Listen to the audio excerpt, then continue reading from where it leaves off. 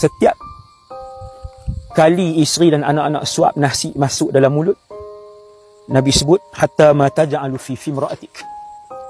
Tiap-tiap satu kebaikan yang kamu buat dalam keluarga kamu, memasukkan kegembiraan dalam hati isteri dan anak-anak kamu, memudahkan urusan isteri dan anak-anak kamu dikira sedekah dan kebaikan. Hatta ma taj'alu fi fimra'atik, Nabi kata sehinggakan apa yang kamu masukkan ke dalam mulut isteri kamu itu juga adalah sedekah. Satu pinggan, isteri makan 20 suapan. Sehari 3 kali makan. 3 kali ni paling sikit lah, no? Pagi, tengah hari, malam, paling sikit.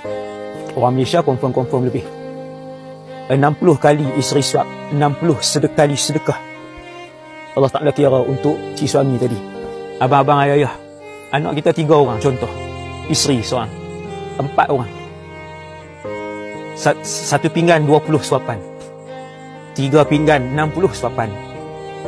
Ada 4 orang yang kita tanggung, 240 kebaikan dan sedekah yang kita buat tiap-tiap hari. Tapi kita ni duk biasa baik dengan orang. Orang kita baik, kita boleh beli durian, belanja dengan orang makan di pejabat, kita boleh beli nasi biryani, kita boleh belanja kawan-kawan, tetapi kita tak boleh nak bagi kepada isteri dan anak-anak. Yang ni pelik.